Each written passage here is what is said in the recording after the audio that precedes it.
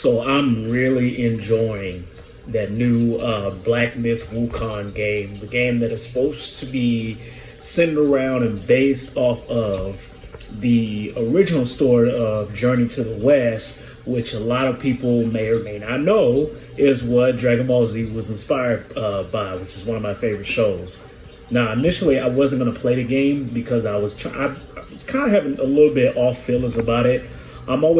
It's off-putting when I see a game that doesn't have a demo, because all I can go off of is what you show me or what you show the audience, and then I can only get my initial reaction from the game then, and that's not always a good thing when a game releases and that's the only time you got to play it, because you might not like the game and the next thing you know you spent $60 to $70, which to some may not sound like a lot.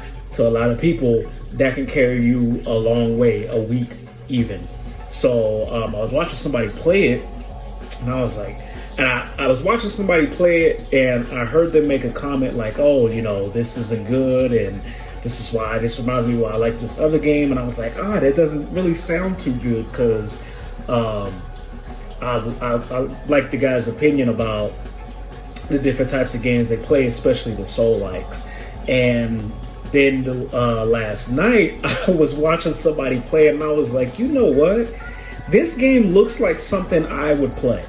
Like, I had the thought, I was looking at what they're doing, and as far as like the game, the direction of the gameplay, the art direction, the aesthetic of the game, and I'm like, yo, this game looks like it's something that I would vibe with. Like, I feel like this game is doing, how can I say this? This game is trying to do what I do musically, right?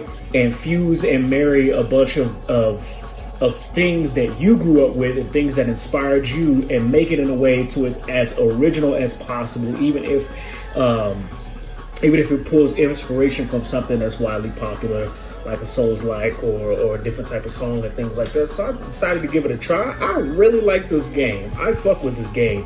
I encourage other people, if you like Souls-likes, if you like Souls-borns, different things like that, if you played, I wouldn't say Elden Ring, if you played Lies of P and that was your jam, I encourage you to play this game. And I just really like it, and it's my jam because I like things dealing with mythology. God of War was a big thing for me. Neo 1 and 2 was a big thing for me. Like, I like those types of games where it immerses you in a seemingly original universe, but also pulls from real life aspects in real life, different tales that we have based and centered around myths from other kind of cultures and stuff like that.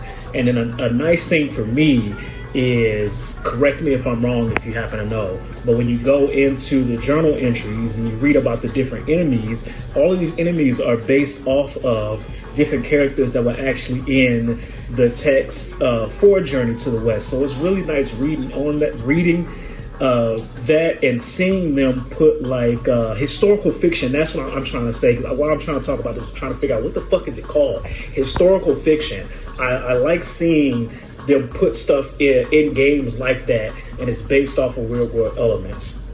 I'm gonna say this, and then I'm gonna let y'all go decide for yourself if y'all want to buy it or not, if y'all want to try it, check it out, whatever. I don't usually give tips and tricks inside of my video. The one thing I will say though, as far as a tip for the game, is don't go into this game thinking that it's going to be like any other Soulsborne or Souls-like. It may have elements from those games, and you'll see that it'll be very apparent. It'll be very apparent when you play the game and you see how it functions, and you based on the mechanics, if you're really mechanically inclined when it comes to video games and things like that, like, you'll see it and it'll be apparent to you. But don't go into this game thinking like, oh, it's about to be like Lies of P, oh, it's about to be like Dark Souls, it's about to be like whatever else the fuck is out there. Because to me, at least from my perspective, what I see is these people had inspirations not only from this series, but there's elements from other games, recent popular games that are in there that they tried to put in there and marry together and make it work. And in my opinion, it works for me. Like, there isn't customer characterization, which is one of my favorite things to have in a Souls-like or Soulsborne, but it still works because it's an interesting ass story, and you get to actually experience that from the viewpoint of the character that you're either reading about or watching about, right? It does a lot of great things, and so there's not like there isn't a block button, there isn't something for you to block. Like it's really dodge heavy, but once again, I think it's based on how I like games. This is how I see how games should be and moving forward.